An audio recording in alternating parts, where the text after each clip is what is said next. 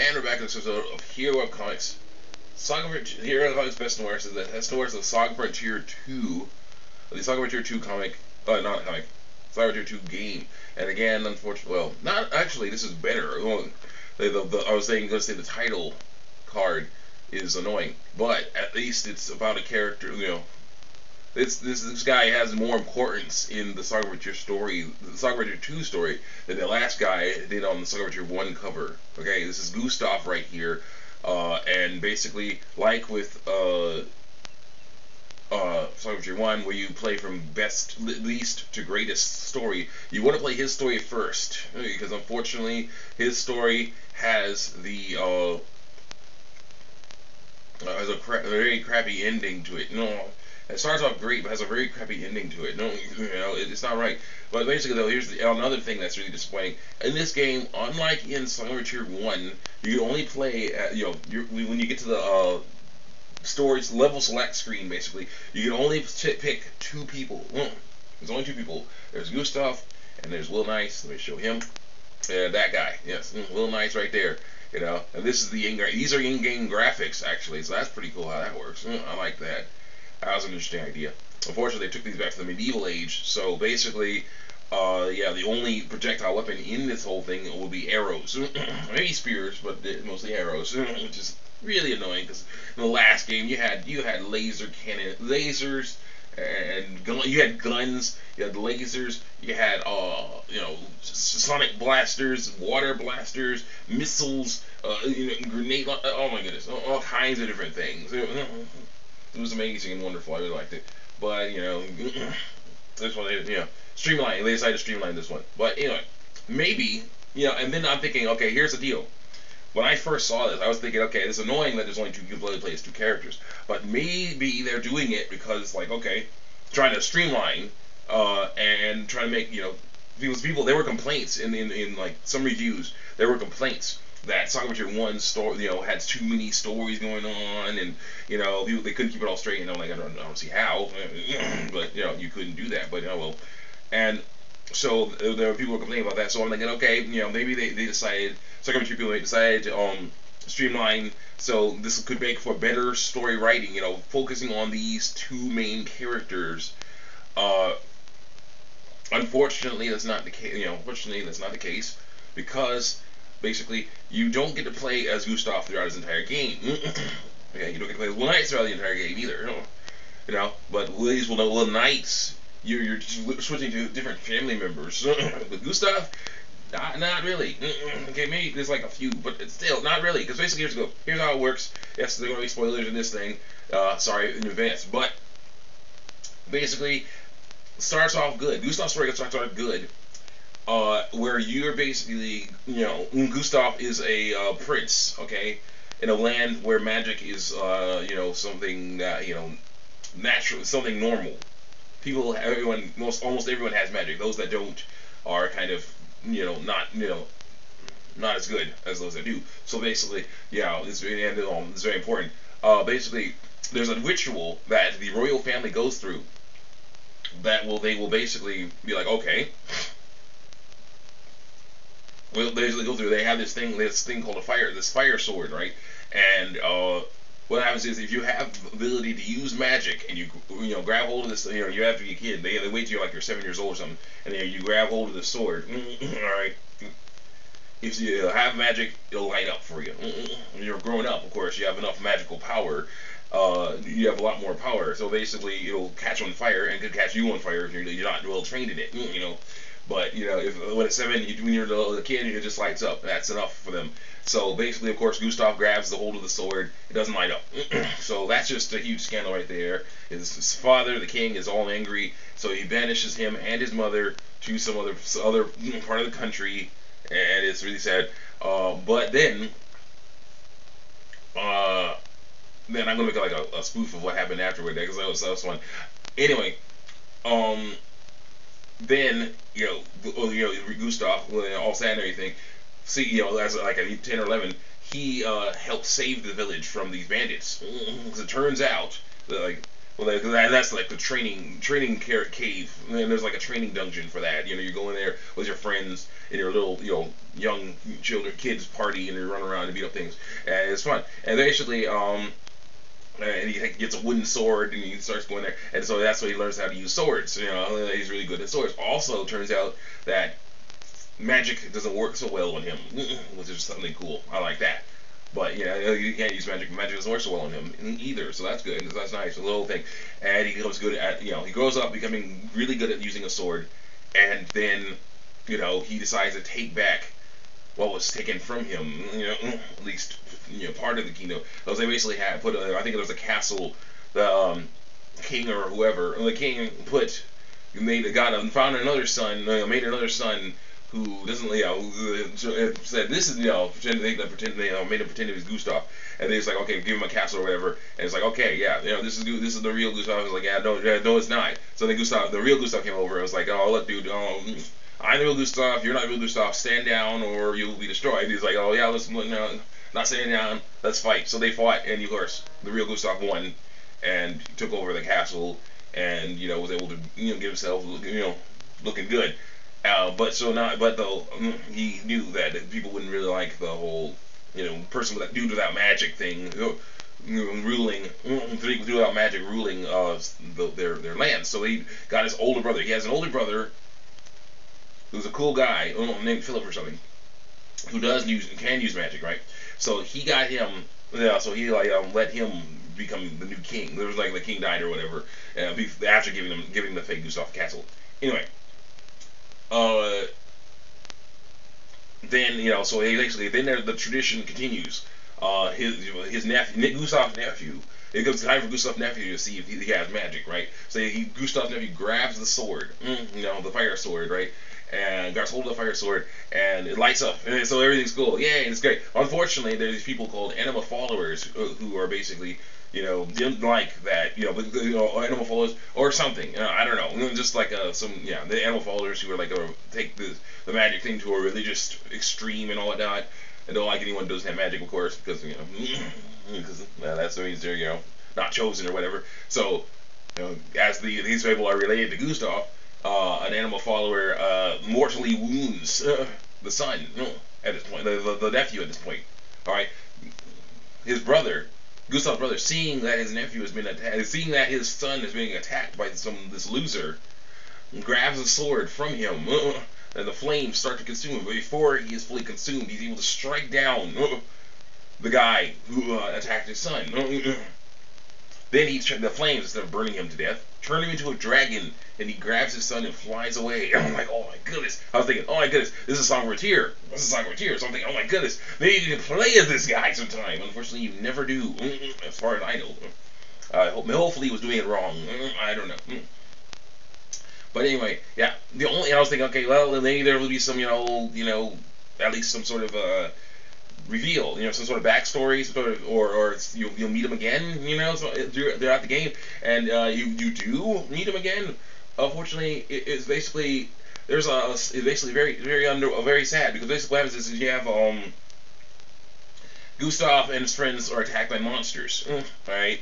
While trying to do something, and basically they think the monsters are going to destroy them. But then a very familiar looking dragon flies by and kills those monsters and flies away. I'm like, okay, that's nice. Where are you going?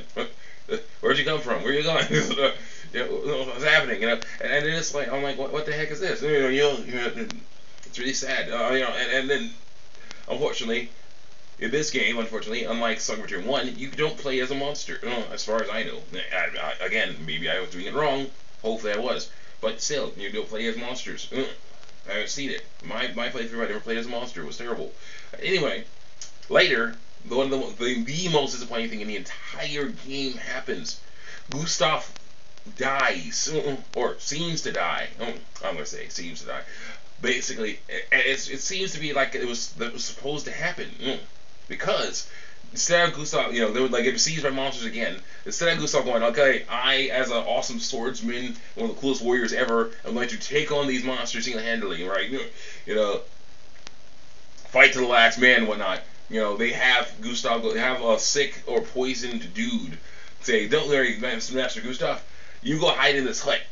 I'll fight these monsters. So basically, you have this sick or poisoned guy who's losing HP, rapidly losing HP, and you got like 5 turns with him, and then he dies. I'm like, what, whoa, what the heck is this? It's so crazy. And then he dies, and then Gustav and his friends died. I'm like, what? And this is not like, game over. No, this is cutscene.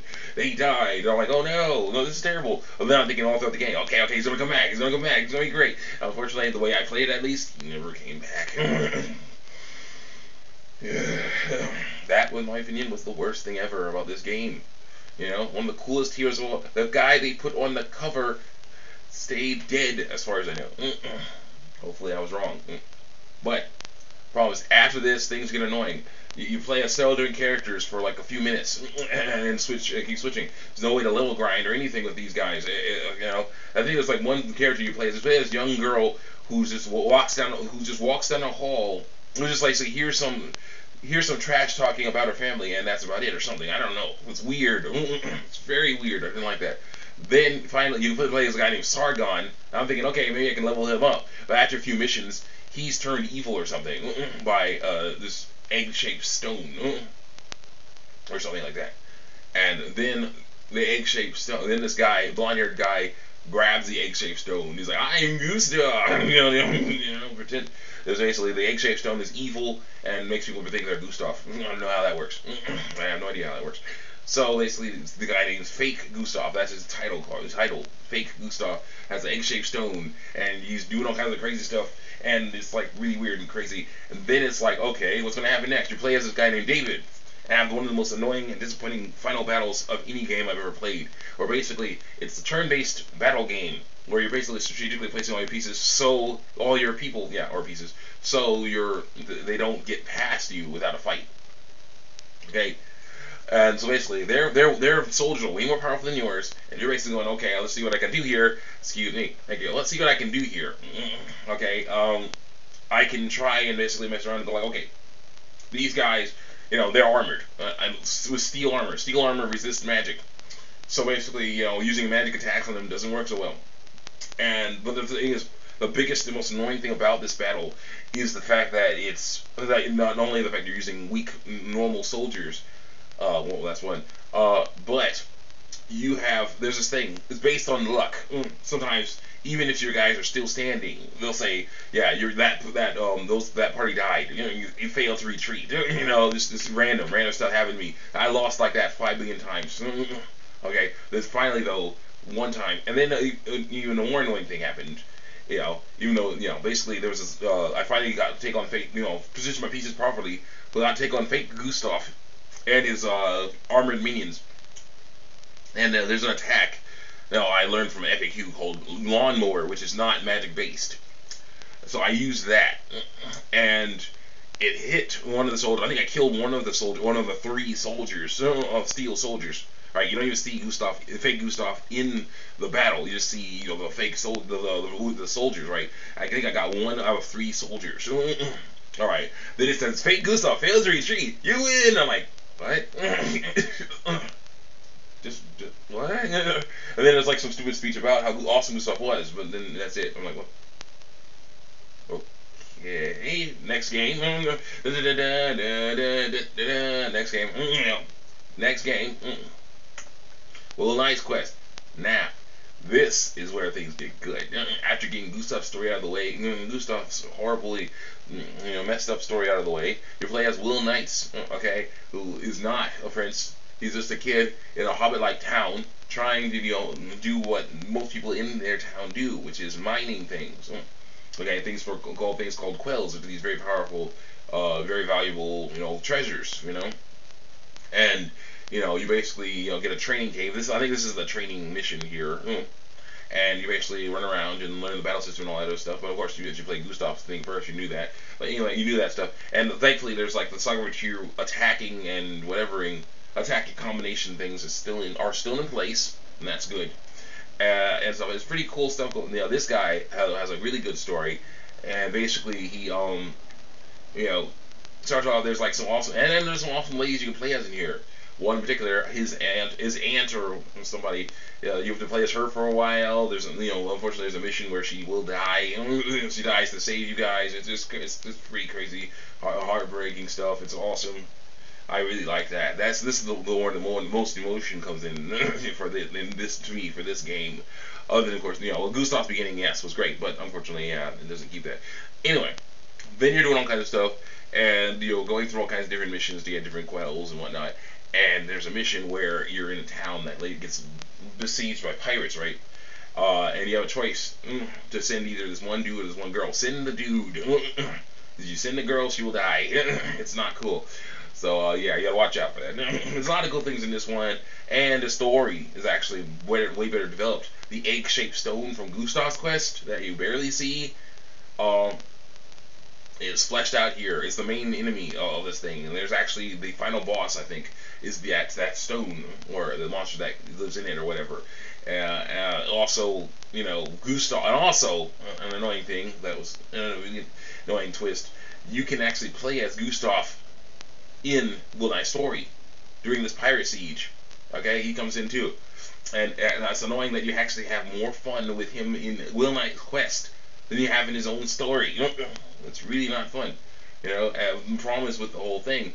I really wished I could see, beat this game. Wished I had beat this game, but I couldn't because I ran out of life points. Okay, and life points are like hit points, which basically, if you get hit enough, you lose all your hit points, you faint, right? Life point. What happens with these in Saga your games? Life points. Well, you actually, if you faint, a life point will show up. You'll lose a life point. Which would appear in as a red number above your head, or whatever. Yeah, above your head. The enemies can still target you while you're unconscious. If they hit you again, you'll lose another life point. If you lose all your life points, you're dead. Okay. You cannot be revived by magical items or anything until, of course, you maybe sleep in a hotel or something like that. But no, and maybe you gotta do that. But and also, if you are, what's the term? Oh, if you're main character and you lose all your life points, then it's game over. You gotta try again from the last save point. It's a pretty interesting thing that you have to learn how to use strategy with.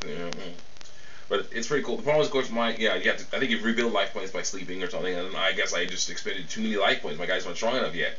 So I couldn't beat the game, and so that was a huge issue. And as soon as I get this game again, I'll definitely try and show it off to you guys and beat it and stuff. I'll probably need a better computer for that, but that's okay. I'll work on that. But anyway, all in all, best thing about this thing, Saga 2 would have to be Will Knight's quest. That's the best. The worst would be Gustav's quest's ending. Gustav's quest beginning was great, but then Gustav's quest ending was horrible. So that would be the worst. Also, and so basically, definitely. And so it was definitely a mixed bag, but definitely there were some fun moments in there. I mean, cool stuff. I mean, Gustav's brothers striking down that loser who attacked his son and turning into a dragon. And then he turned into a dragon and flew off. I would love to see more stuff with that. Then he put him him as a dragon still with intelligence. They had a guy turned into a monster in the Will Knight's quest that still had the intelligence. Still has intelligence. You can play as him either, but it still has intelligence. And basically, you could have him. Basically not you can have him, but you saw that he was afraid of water like he was when he was human. It was crazy. I would love to see that. I would love to see more stuff like that going on. But that was an issue. But still, it was an interesting game. I look forward to playing it again. It's gonna be great. See you next time. Next episode of Hero Comics, the best and the worst.